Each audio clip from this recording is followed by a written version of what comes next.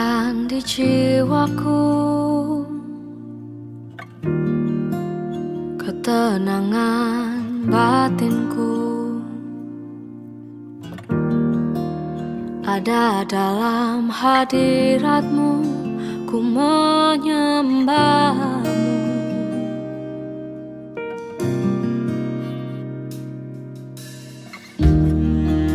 Tersungkurku di kakimu, rasakan hadiratmu.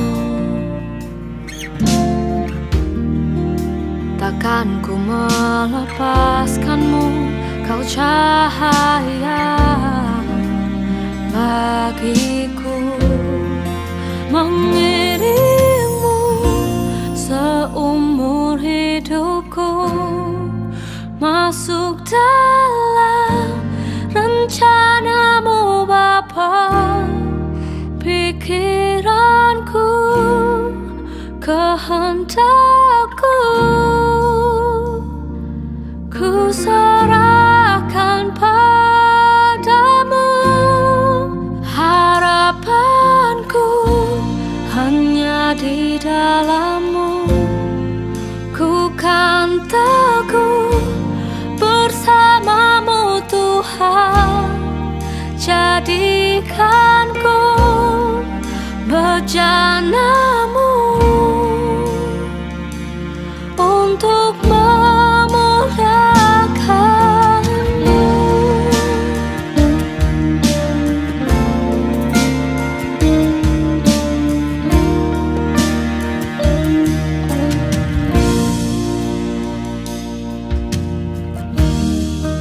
Tersungkurku di kakimu, rasakan hadirat-Mu. Takkan ku melepaskan-Mu, kau cahaya bagiku.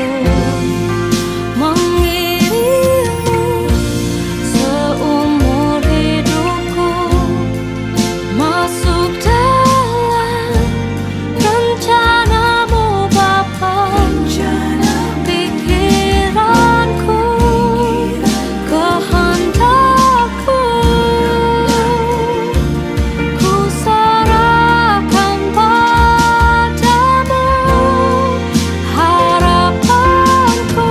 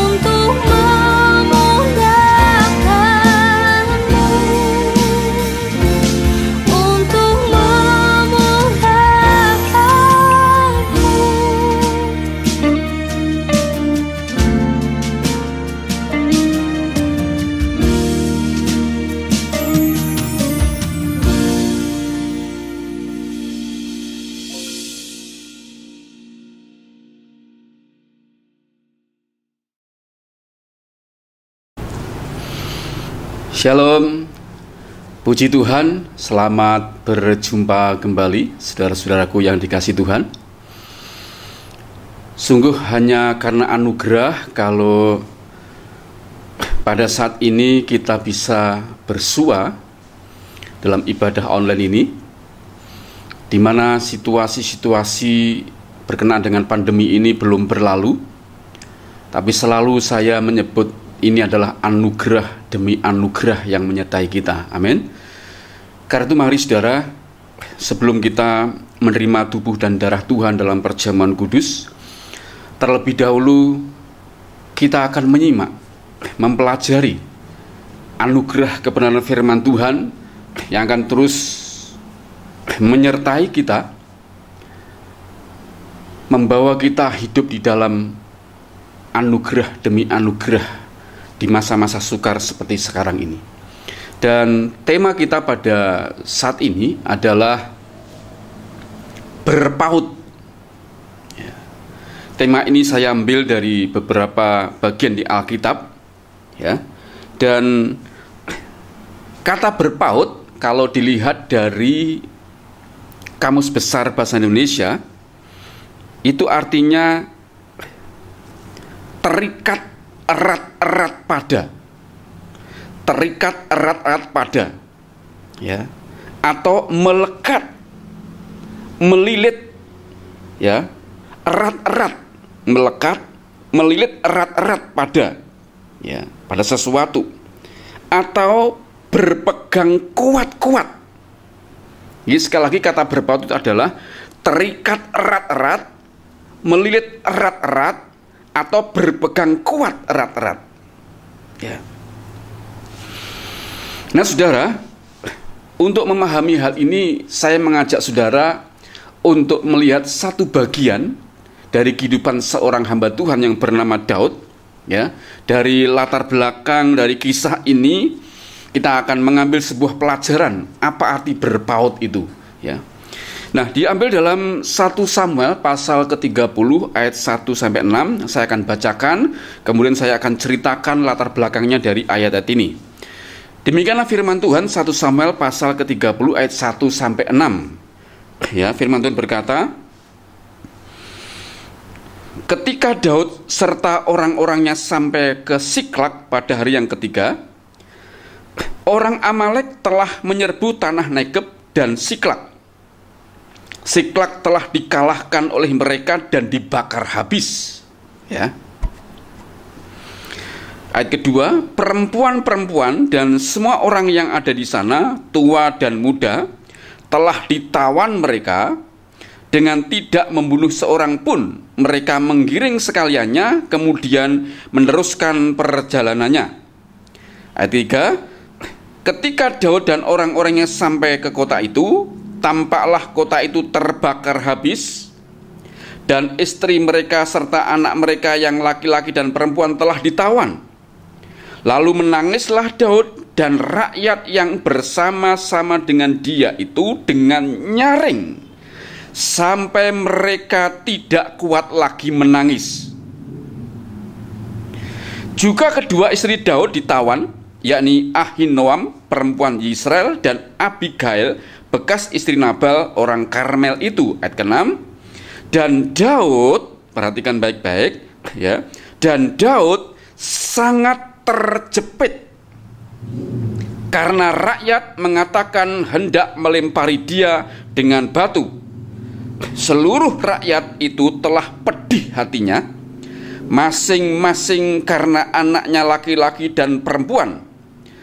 Tetapi Daud menguatkan kepercayaannya kepada Tuhan Allahnya.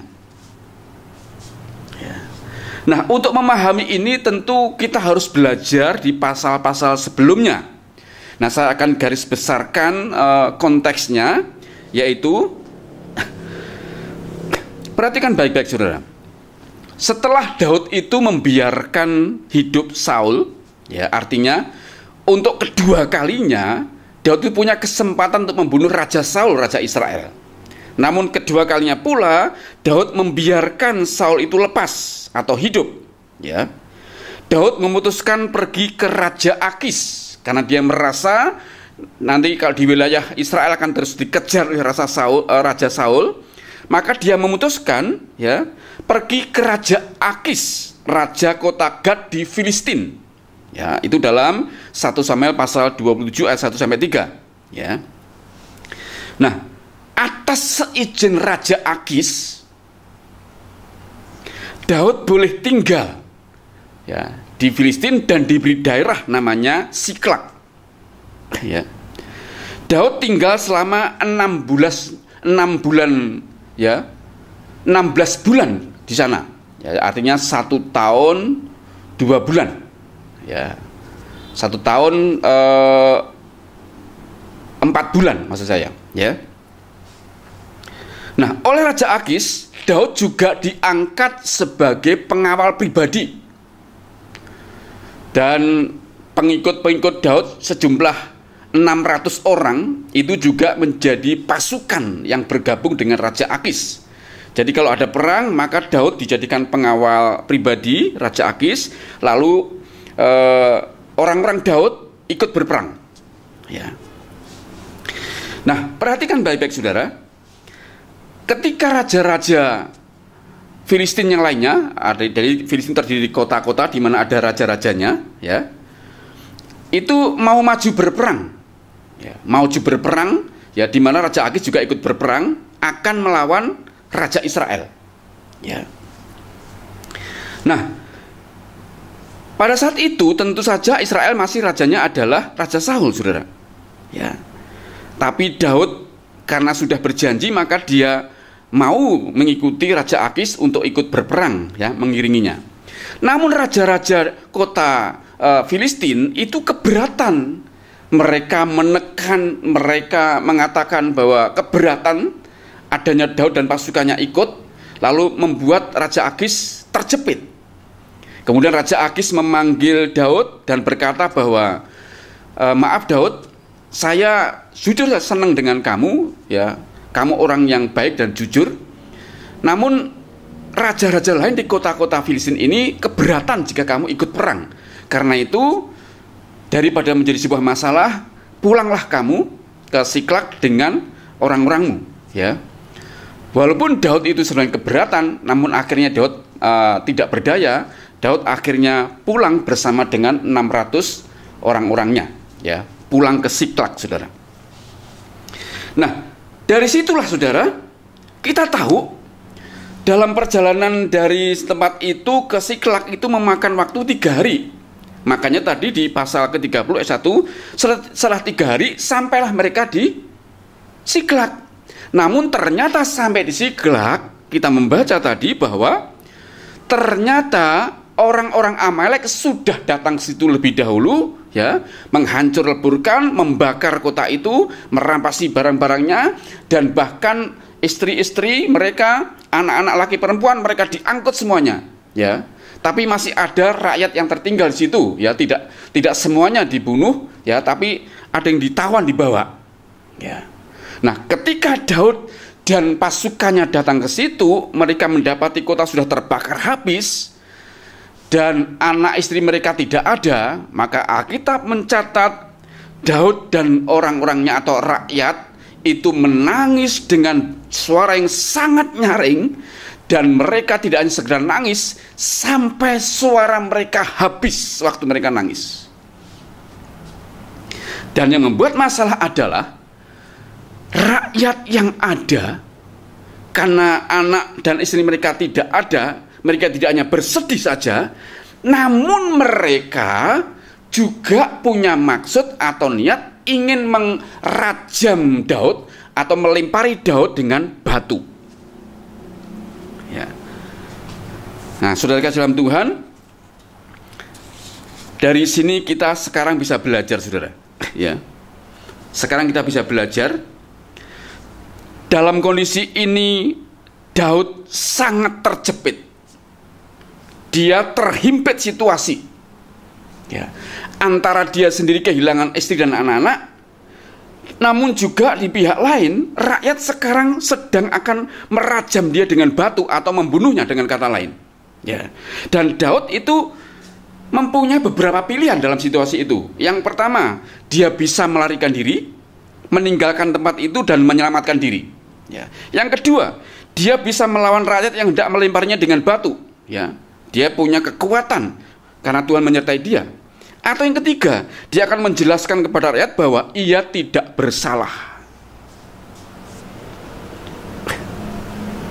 Ternyata Daud memilih sesuatu yang membuat kita harus belajar dari dia. Firman Tuhan berkata, ya, tetapi Daud menguatkan kepercayaannya kepada Tuhan Allahnya. Itu dengan kata lain, daripada 3 pilihan tadi itu, Daud lebih memilih berpaut pada Tuhan. Berpaut pada Tuhan, berpegang erat-erat pada Tuhan, melilit pada Tuhan, ya, melekat pada Tuhan. Ya, itu pilihan Daud. Makanya ungkapan dikatakan Daud menguatkan kepercayaan kepada Tuhan Allahnya, itu bentuk ekspresi bahwa Daud itu lebih memilih berpaut, berpegang pada Tuhan saja, apapun resikonya. Ya. Nah, saudara, dalam kehidupan kita ini tentu seringkali kita diizinkan Tuhan mengalami situasi-situasi yang menghimpit kita, mendesak kita, menekan kita, menteror kita, membuat kita tidak punya pilihan lain. Ya, situasi-situasi yang susah dan pelik dalam hidup kita. Namun kita harus belajar seperti Daud ini. Ya, apapun situasinya, segenting apapun, Daud memilih berpaut, berpegang erat-erat, melilitkan dirinya dengan kuat, ya, melekatkan dirinya pada Tuhan. Itu namanya berpaut pada Tuhan apapun resikonya. Nah, pertanyaannya saudara, pertanyaannya, apa yang saya baca ini itu arti yang tersirat dari yang kita baca, ya. Daud menguatkan kepercayaan kepada Tuhan Allahnya. Pertanyaannya, bagaimana cara berpaut pada Tuhan yang benar? Bagaimana caranya berpaut pada Tuhan? Dengan cara yang benar itu seperti apa? Ya. Ada 2 hal yang ingin saya sampaikan. Yang pertama, perhatikan baik-baik cara berpaut pada Tuhan. Yang pertama-tama ingat masih ada Tuhan. Jadi kalau situasi sedang genting, menjepit sebagainya itu, kebanyakan orang panik, histeris. Ya, padahal tadi kita juga baca mereka menangis, mereka histeris, suaranya begitu nyaring, ya. Tapi situasi mendesak di mana Daud terancam akan dirajam, ya. Ini perhatikan baik-baik. Yang pertama-tama Daud adalah lakukan, ingat masih ada Tuhan. Ingat masih ada Tuhan. Ya. Makanya perhatikan baik-baik dalam Mazmur pasal 42 ayat ke-7. Mazmur 42 ayat 7, perhatikan baik-baik, ya. Ini cerminan-cerminan kalau Daud terjepit seperti ini, ya. Jiwaku tertekan dalam diriku, sebab itu aku teringat kepadamu, munya besar.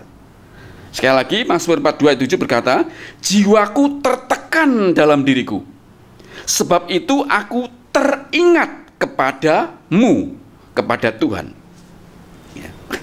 Jadi ketika Daud ini sangat tertekan jiwanya, ya, tertekan, terteror, terhimpit, yang pertama-tama dilakukan adalah aku teringat kepadamu. Ya. Jadi ingat bahwa masih ada Tuhan, masih ada Tuhan yang bisa diandalkan. Ya. Ingat, eling, masih ada Tuhan. Makanya perhatikan saudara, dalam kasus-kasus orang yang histeris, teriak-teriak sebagainya, kebanyakan orang kan membisikkan kata-kata di telinganya dengan kata-kata eling, eling, eling do, eling mas, eling pak, ya, eling, eling, eling gusti, eling gusti. Ya. Ingat, ingat, ada Tuhan. Ya. Itu artinya apa saudara? Menyadarkan bahwa orang yang lagi kalut, lagi tertekan, lagi terjepit seperti itu, harus ingat yang pertama-tama adalah masih ada Tuhan. Ya. Jadi yang pertama-tama solusinya adalah ingat masih ada Tuhan. Yang kedua, yang terakhir, perhatikan. ya. Yang kedua, memberi perintah kepada jiwa kita. Ya. Jadi, diri kita itu kan terdiri dari 3 unsur, ya. Roh, jiwa, dan tubuh. Di dalam jiwa itu ada pikiran, kemauan, dan perasaan. Jiwa itu punya kemauan, punya kehendak sendiri, punya perasaan, punya feel sendiri, ya. Tubuh juga punya kemauan sendiri. Akibat dosa maka tidak ada harmonisasi antara roh, jiwa, dan tubuh.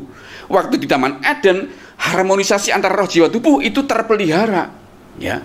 Namun akibat dosa maka menjadi rusak, ya. Roh, jiwa, tubuh itu terpecah-pecah, tidak harmonis lagi. Makanya jiwa kita itu memiliki kehendak sendiri, keinginan sendiri.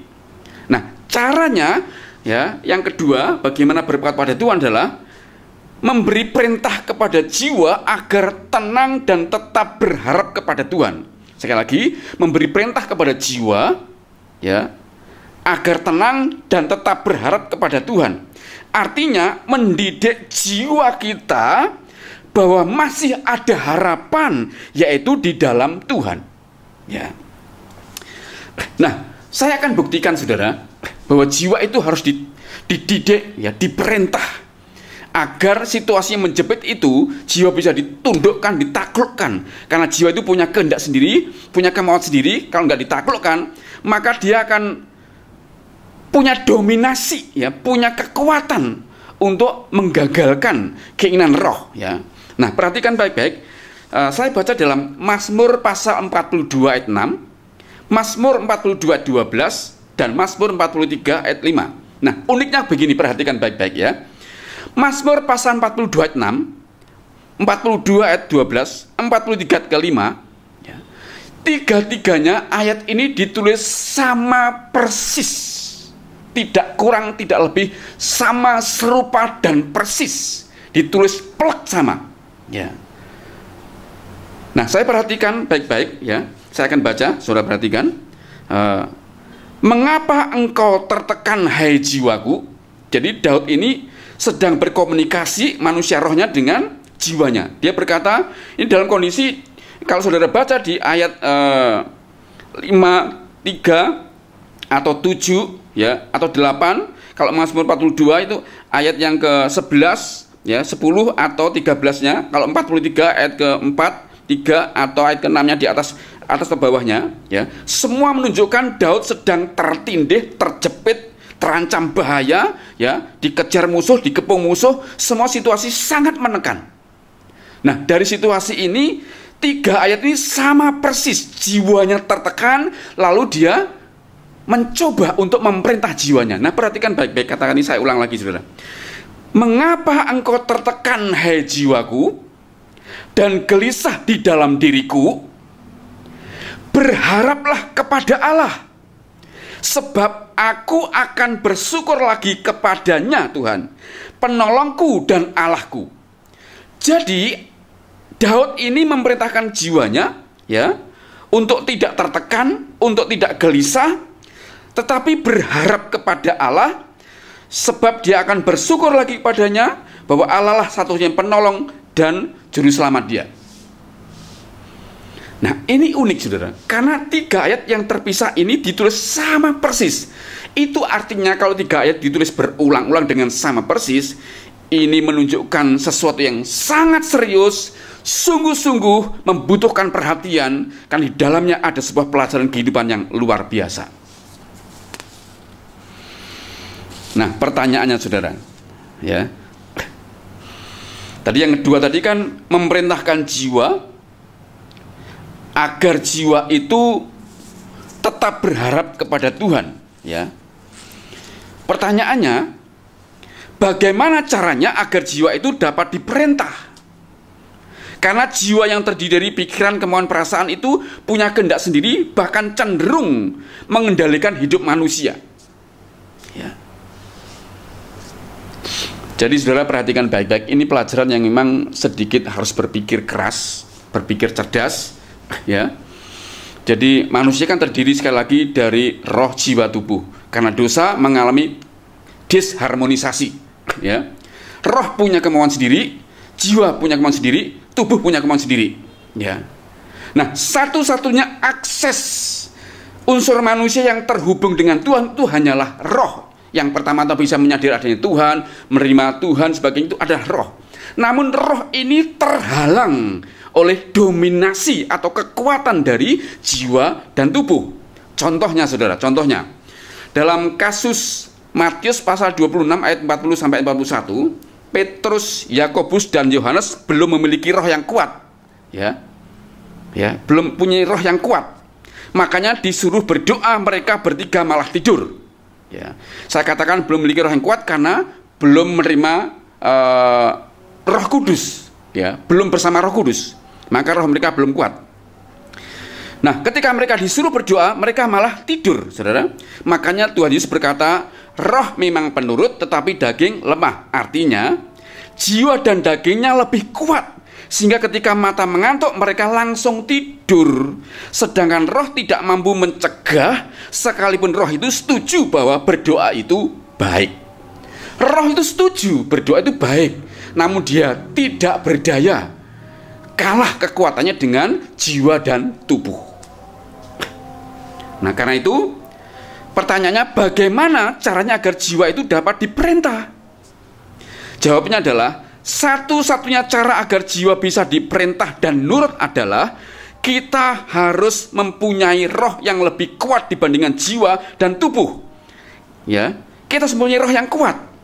Nah, bagaimana roh kita agar kuat? Roh kita lebih dominan di dalam tubuh kita, di dalam jiwa kita, di dalam roh kita, dalam hidup kita. Jawabnya adalah, roh kita harus berpaut dengan Roh Kudus dan firman-Nya. Ini yang paling penting, saudara. Ini intinya. Jadi agar roh ini dapat memerintah jiwa, mengendalikan tubuh, roh kita harus berpaut, melekat erat-erat, berpegang erat-erat, ya, menjadi satu dengan roh Allah dan firman-Nya. Tidak bisa dipisah. Roh Allah saja tidak, atau firman Allah saja tidak, tapi roh Allah dan firman-Nya, dengan Tuhan dan firman-Nya. Tentu kita membutuhkan bukti apakah benar. Mari kita telusuri, saudara, ya, kita telusuri.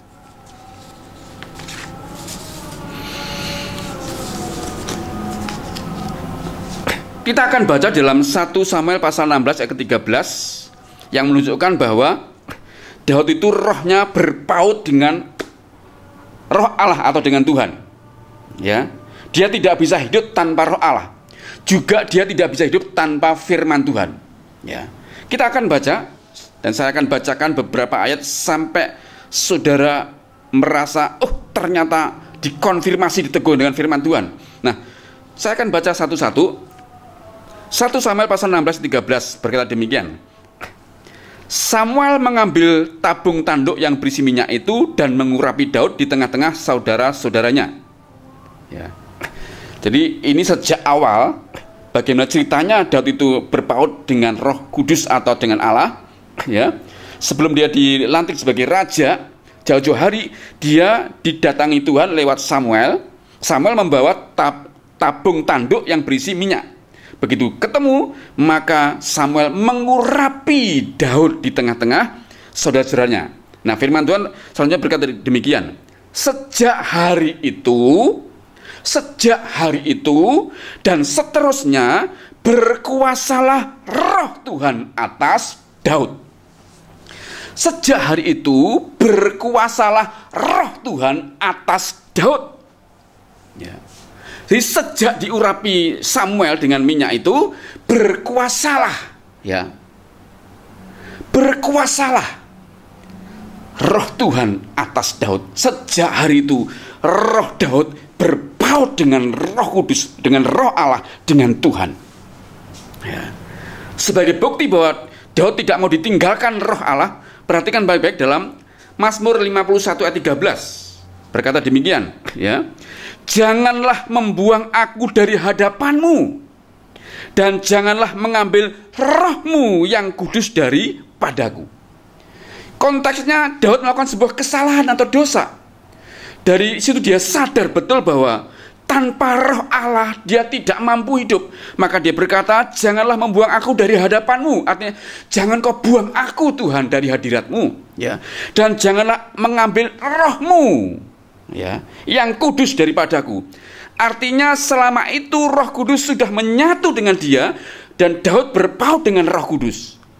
Maka dia berkata kepada Tuhan, tolong Tuhan, jangan pisahkan aku dengan rohmu. Karena Daud sadar betul, tanpa dia berpaut dengan Roh Kudus, hidupnya habis. Masa-masa sulit tidak bisa dilalui dengan kemenangan, ya. Kemudian saya akan baca, saudara. Ada 3 bagian lagi untuk meneguhkan ini, di mana terbukti Daud sampai masa tuanya, bahkan diteruskan oleh generasi anak-anaknya, anak cucu terus ke belakang, ya. Daud dikatakan tetap berpaut pada Tuhan. Nah, saya akan baca bukti-buktinya. 1 Raja-Raja pasal 8 ke 61, firman Tuhan berkata demikian, ya. Dan hendaklah kamu berpaut kepada Tuhan. Ini asli firman Tuhan berkata demikian. Dan hendaklah kamu berpaut kepada Tuhan Allah kita dengan sepenuh hatimu dan dengan hidup menurut segala ketetapannya dan dengan tetap mengikuti segala perintahnya seperti pada hari ini. Ini firman Tuhan diberikan oleh Tuhan kepada Salomo anaknya Daud, ya. Nah, Tuhan artinya menaruh sebuah harapan agar Salomo hidupnya seperti ayahnya, yaitu Daud, yaitu berpaut kepada Tuhan. Makanya diteguhkan lagi dalam 1 Raja-Raja pasal 11 ayat keempat, firman Tuhan berkata demikian. Sebab pada waktu Salomo sudah tua, perhatikan baik-baik, istri-istri mendongkan hatinya kepada Allah-Allah lain, sehingga ia tidak dengan sepenuh hati berpaut kepada Tuhan Allahnya seperti Daud ayahnya. Dengan kata lain, Tuhan meneguhkan bahwa ayahnya itu sampai masa tuanya, ya, hidupnya dengan sepenuh hati berpaut kepada Tuhan dan firman-Nya. Satu lagi, 1 Raja-Raja pasal 15 ayat ketiga, ya. Ini keturunan Daud juga. Abiam hidup di dalam segala dosa yang telah dilakukan ayahnya sebelumnya. Ya, ini keturunan Daud kesekian. Ya, Abiam hidup dalam segala dosa yang telah dilakukan ayahnya sebelumnya, dan ia tidak dengan sepenuh hati berpaut kepada Tuhan Allahnya seperti Daud moyangnya. Ya. Jadi ini untuk ketiga kalinya dikonfirmasi lagi, ya. Abiam ini hidupnya tidak sepenuh hati berpaut kepada Tuhan Allahnya seperti Daud moyangnya. Kembali Daud disebut, dulu Daud itu dengan sepenuh hati berpaut kepada Tuhan. Nah, ini bukti-bukti membuktikan bahwa Daud itu hidupnya berpaut, ya, berpegang erat, melekat, nempel, menyatu dengan Tuhan, dengan roh Allah dan firman-Nya. Jadi yang pertama, saya mengajak saudara untuk buktikan bahwa Daud itu sampai masa tuanya hidupnya berpaut kepada roh Allah atau Tuhan. Yang kedua, hidup Daud juga berpaut kepada firman-Nya, ya. Firman Tuhan berkata di dalam Mazmur, ya, Mazmur pasal 1 ayat 2 dikatakan, tetapi yang kesukaannya ialah Taurat Tuhan atau firman Tuhan, dan yang merenungkan Taurat itu siang dan malam. Di Mazmur pasal pertama sudah dibuka bahwa kesukaan Daud adalah merenungkan firman Tuhan itu siang dan malam. Lalu kalau saudara baca di dalam Mazmur 119 ayat 1 sampai 176, khusus pasal 119 ayat 1 sampai 176, itu ungkapan-ungkapan Daud begitu mencintai, begitu berpegang erat, begitu dalamnya dia berbuat pada firman Tuhan. Makanya ayat 1 sampai ayat 176 isinya adalah cinta firman, berpegang pada firman, melekat pada firman, mengasihi firman, tidak bisa jauh dari firman. Hanya itu saja, saudara. Intinya adalah kehidupan Daud. Satu, roh Daud berpaut pada roh Allah. Ya. Yang kedua, roh Daud berpaut pada firman Tuhan. Sehingga Daud memiliki roh yang dapat memerintahkan jiwanya, mengendalikan tubuhnya, ya, terutama di saat-saat yang genting. Makanya perhatikan kasus tadi, saudara. Di situasi yang sangat genting, rakyat menangis, meraung-raung, histeris, sampai habis suaranya dikatakan. Lalu mereka dalam kepedihannya, mereka tiba-tiba timbul niat jahat, mereka akan merajam Daud dengan batu. Situasi sesulit itu, Daud tidak lari meninggalkan tempat. Daud tidak melawan rakyat dengan kekuatan pedangnya atau kekuatan Tuhan. Namun dikatakan, lalu Daud menguatkan kepercayaannya kepada Tuhan. Nah, waktu dia menguatkan kepercayaannya kepada Tuhan, itu disebut sebagai berpaut kepada Tuhan. Bagaimana cara berpaut pada Tuhan? Satu, yang pertama, ingat masih ada Tuhan. Eleng, masih ada Tuhan yang sanggup menolong. Yang kedua, ya, memerintahkan jiwa agar tetap berpegang kepada Tuhan yang sanggup menolong, agar tetap berharap kepada Tuhan yang sanggup menolong. Nah, untuk bisa memerintahkan jiwa, satu-satunya cara adalah yang kita pelajari ini. Yang pertama, berpaut kepada Roh Kudus, berpadu padan, bekerja sama, melekat erat, melilit kuat, ya, berpegang pada Roh Kudus, ya, dan juga berpaut kepada firman-Nya. Dua hal inilah yang membuat Daud memiliki roh yang mampu untuk senantiasa mengatasi situasi-situasi sulit. Entah dia sedang jatuh dalam dosa, entah karena terimpit musuh, entah karena sebuah masalah lainnya, selalu dia berpaut kepada Tuhan karena rohnya berpaut pada Roh Kudus dan firman-Nya. Pertanyaannya hari ini, saudara, berapa banyak hari ini saudara sudah mendengarkan firman Tuhan? Terlalu banyak firman Tuhan yang sudah saudara dengar, ya.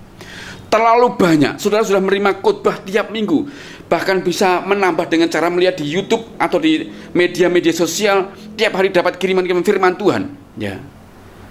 Apakah dua hal ini membuat saudara sungguh-sungguh buktikan saudara sudah berpaut dengan segenap hati kepada Tuhan dan firman-Nya?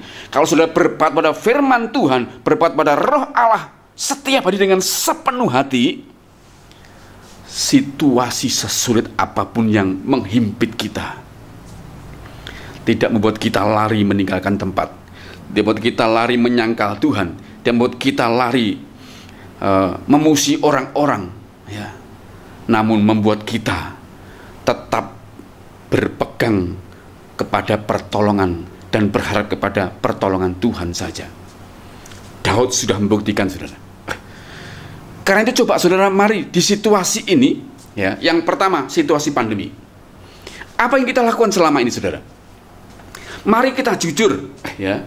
Selama pandemi ini apa yang kita lakukan? Kebanyakan orang adalah takut, gelisah, khawatir, bahkan, ya, banyak yang depresi, kehilangan pegangan, kehilangan Tuhan, kehilangan Roh Kudus, kehilangan firman. Mereka kehilangan akal sehat. Mereka hanya bingung saja. Ya. Kenapa, saudara? Karena roh mereka tidak berpaut pada Roh Kudus yang sudah diberikan 2000 tahun lalu, dicurahkan kepada setiap orang percaya. Karena roh kita tidak berpaut pada Roh Kudus dan firman-Nya. Dua hal ini kunci dari segala kunci di mana orang tetap tegar dalam menghadapi masa pandemi ini. Coba saudara lihat, saudara renungkan baik-baik, ya. Setiap firman yang disampaikan ujung-ujungnya, ya, intinya selalu mengarah kepada ini. Roh kita harus berpaut pada Roh Kudus dan firman-Nya, ya. Karena dua hal inilah yang diberikan Tuhan. Karena Tuhan tahu persis waktu Tuhan naik ke surga, ya, sebelum naik ke surga dia berkata, aku tahu aku tidak akan meninggalkan sebagai yatim piatu. Yohanes pasal 14. Ya. Aku tidak akan meninggalkan sebagai yatim piatu. Aku akan memberikan seorang penolong, Parakletos, seorang pembela perkaramu. Siapa? Roh Kudus. Berarti Tuhan tahu satu-satunya membuat kita bisa menghadapi situasi sesulit apapun di dunia ini hanyalah pribadi yang dikirim Dia, yaitu Roh Kudus. Kalau saudara sadar ini, saudara akan berteriak seperti waktu Daud jatuh dalam dosa. Dengan segenap suara dan manusia batin dia berteriak kepada Tuhan, Tuhan, jangan buang aku dari hadirat-Mu, jangan buang aku dari hadapan-Mu Tuhan, dan jangan ambil roh-Mu daripadaku. Daud ketakutan begitu luar biasa. Kalau sampai dia dibuang dari hadirat Tuhan, rohnya diambil, ya. Kalau kita pelajari saudara, di belakang, lihat, tokoh-tokoh Alkitab begitu jatuh dalam dosa, roh Allah diambil, roh Allah pergi. Lihat saudara, Simson yang begitu gagah perkasa, coba lihat, ya, dia begitu luar biasa. Namun ketika roh Allah pergi meninggalkan dia, akibatnya tragis. Daud menyadari itu, maka dalam ketakutannya dalam waktu dia jatuh dalam dosa, dia memberikan diri untuk bertobat dengan sungguh-sungguh. Dalam ketakutan dia berkata, jangan buang aku dari roh-Mu Tuhan, jangan buang aku dari hadapan-Mu, jangan ambil roh-Mu dari dalam diriku Tuhan. Karena Daud menyadari hanya dengan roh Allah dia merasakan hadirat Tuhan. Hanya dengan roh Allah dia bisa melakukan firman Tuhan. Dengan berpadu dengan Roh Kudus dan firman-Nya lah Daud bisa melalui hari-harinya, masa sukarnya, sampai dia kembali ke tangan Tuhan. Makanya sudah kita baca 3 bagian firman tadi, ya, sampai dia meninggal, sampai dia meninggalkan warisan kepada anak Salomo, sampai keturunan, sampai Abiam, ya. Daud tetap disebutkan namanya. Engkau tidak sepenuh hati berpaut kepada Tuhan Allahmu seperti moyangmu Daud, seperti ayahmu Daud. Daud disebut terus. Itu artinya sampai mati Daud berpaut kuat pada Tuhan dan firman-Nya. Pandemi ini mengajari kita untuk kembali kepada hadirat-Nya, kepada roh Allah, agar kita berpegang pada Dia, saudara. Belum lagi ada cerita-cerita, ya, ada seorang suami memiliki istri tapi merasa tidak punya istri, ya. Ada yang berkata, Pak, saya ini punya istri tapi seperti nggak punya istri. Loh, kenapa? Istri saya tidak bisa berfungsi sebagai istri. Padahal istri itu dikirim Tuhan untuk menolong sebagai penolong sepadan dengan kita. Lalu saya tidak merasakan punya istri. Kami bertengkar, ya, kurang ini kurang itu, selalu ada masalah, dan akhirnya dari hari ke hari saya merasakan seperti tidak punya istri. Situasi seperti neraka dalam rumah tangga. Saudara membutuhkan anugerah Tuhan untuk berpaut pada Roh Kudus dan firman-Nya. Saudara dimampukan, dipastikan mampu melewati masa-masa sukar dalam rumah tangga saudara. Atau sebaliknya, ada seorang istri yang merasa tidak punya suami karena suaminya merasa tidak berfungsi sebagai suami dalam hidup dia, ya. Ada yang berkata, Pak, saya ini punya suami tapi seperti nggak punya suami. Kok bisa? Iya, harusnya sebagai seorang suami itu mengasihi, mengayomi, menjadi seorang imam, ya, menjadi seorang pemimpin, tapi dia nggak berfungsi sama sekali. Apa yang saya lakukan, Pak? Rumah tangga saya sepertinya aman, baik, diberkati dari luar, ya. Namun sesungguhnya ini yang terjadi. Apa saya lakukan, Pak?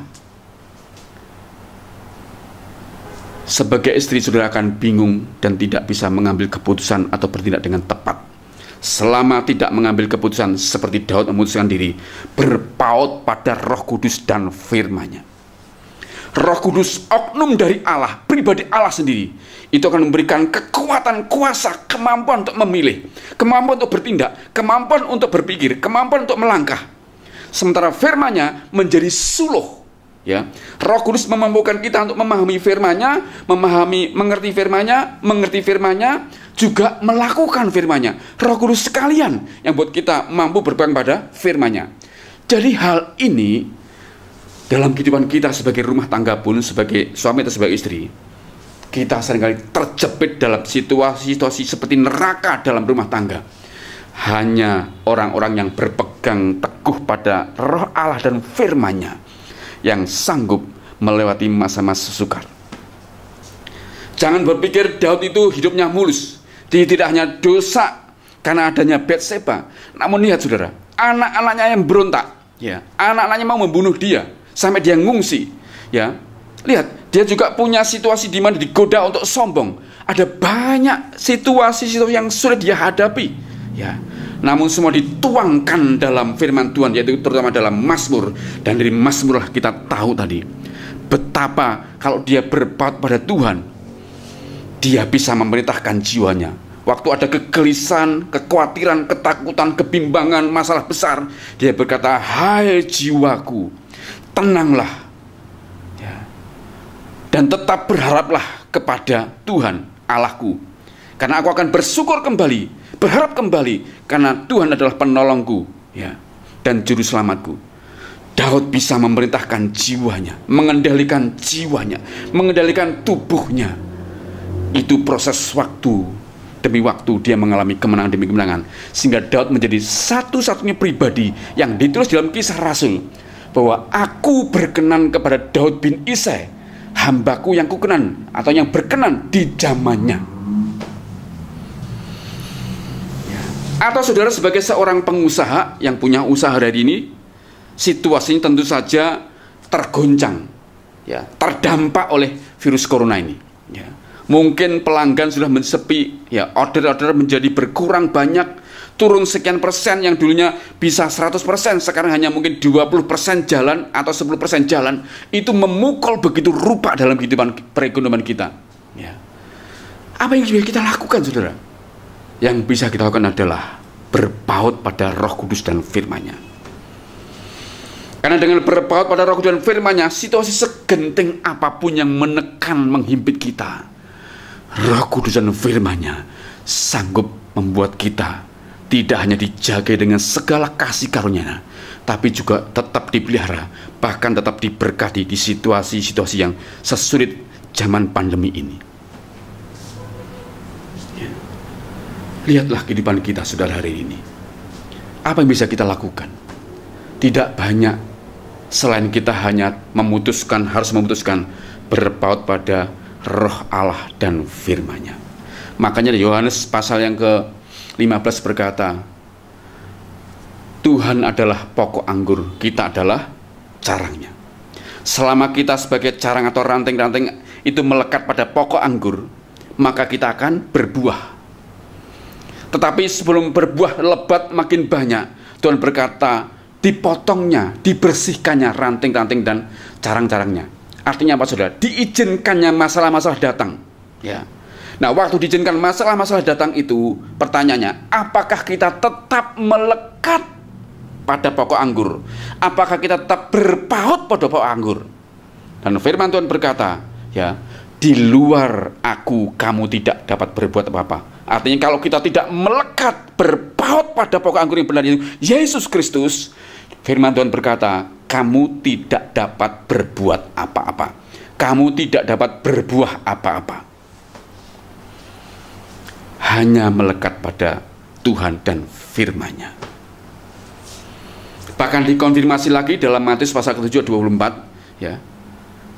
Jika kita ini berbuat pada Tuhan dan firman-Nya, banjir, badai, topan, gelombang boleh menghantam kita, namun rumah rohani kita tetap kokoh berdiri, menopang seluruh keberadaan kita, karena rumah rohani kita dibangun di atas dasar yang kuat, yaitu karang, yaitu Yesus Kristus. Siapakah di antara saya dan saudara yang sekarang sudah mendengarkan atau sedang mendengarkan ini, mau tetap kuat di tengah-tengah situasi yang mendesak, terjepit, situasi yang membuat kita putus asa, tetap kuat dan akhirnya menang? Putuskanlah bersama dengan firman Tuhan yang saudara dengar pada saat ini, seperti Daud sudah melakukannya. Maka saya percaya saudara dan saya akan selalu tidak hanya menang, tapi tetap ada dalam anugerah dan berkat-berkat Tuhan Yesus sebagai gembala kita yang baik. Amin untuk firman Tuhan. Mari kita akan persiapkan hati kita menerima tubuh dan darah Tuhan. Kiranya saudara dikuatkan Tuhan, dan lewat perjamuan ini saudara kembali disadarkan bahwa hidup kita ini hanyalah anugerah.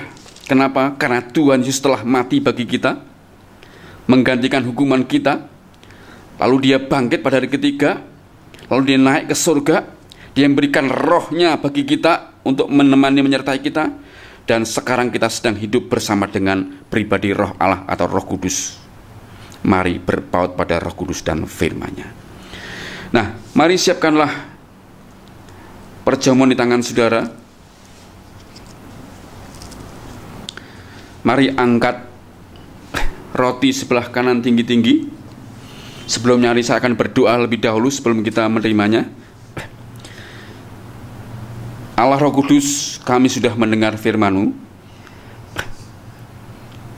Oleh anugerah-Mu, biarlah tidak menjadi sebuah pengetahuan, tapi memberi anugerah kepada kami. Situasi sesulit ini, tidak ada pilihan lain bagi kami, kecuali kami harus memutuskan seperti Daud memutuskan, berpaut kepada Tuhan dan firman Tuhan. Sehingga kehidupan kami ini tidak berjalan karena didominasi, dikuasai oleh jiwa kami yang seringkali liar, atau tubuh kami yang selalu dipenuhi dengan keinginan-keinginan dosa, namun dipandu oleh roh kami yang kuat, karena roh kami berpaut kepada Roh Kudus dan firman-Nya, sehingga roh kami bisa memerintahkan jiwa kami, mengendalikan keinginan tubuh kami, sehingga kami selalu ada di dalam kehendak dan rencana Tuhan yang sempurna. Karena itu Tuhan, sebelum kami mengambil tubuh dan darah-Mu, mari sadarkan kami bahwa hidup kami bukan milik kami sendiri, tapi sudah menjadi milik Tuhan seutuh-utuhnya, karena Tuhan telah mati bagi kami, menebus dosa-dosa kami, bukan dengan barang yang fana, tapi dengan darah yang mahal, sehingga kami sungguh-sungguh menjadi milik Kristus seutuhnya, sehingga hidup kami juga harus dipersembahkan bagi kemuliaan Tuhan Yesus. Karena itu Tuhan, tolong berkati urapi agar perjamuan ini bukan sebagai seremonial upacara, tetapi menjadi anugerah, menyadarkan kami agar hidup kami sungguh-sungguh dipersembahkan buat Tuhan di tengah-tengah situasi sulit ini. Terima kasih Tuhan. Dalam nama Yesus kami siap menerima tubuh dan darah-Mu. Saudara, mari angkat roti sebelah kanan tinggi-tinggi. Mari siapkan hati saudara, arahkan pandangan hidup saudara, arahkan mata batin saudara pada Tuhan yang telah mati bagi kita dan kita peringati. Firman Tuhan berkata, sebab apa yang telah kuteruskan kepadamu telah aku terima dari Tuhan, yaitu bahwa Tuhan Yesus pada malam waktu ini serahkan mengambil roti, dan sesudah itu ia mengucap syukur atasnya. Ia memecah-mecahkannya dan berkata, inilah tubuhku yang diserahkan bagi kamu. Perbuatlah ini menjadi peringatan akan aku. Mari kita makan di dalam nama Tuhan Yesus.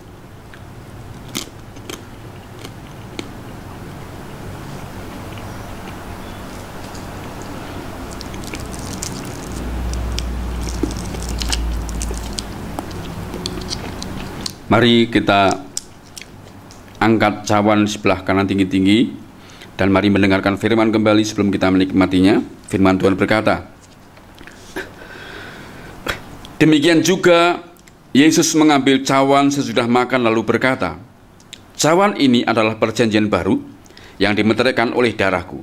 Perbuatlah ini setiap kali kamu meminumnya, menjadi peringatan akan aku. Mari kita minum sambil mengingat anugerah Tuhan di dalam nama Yesus.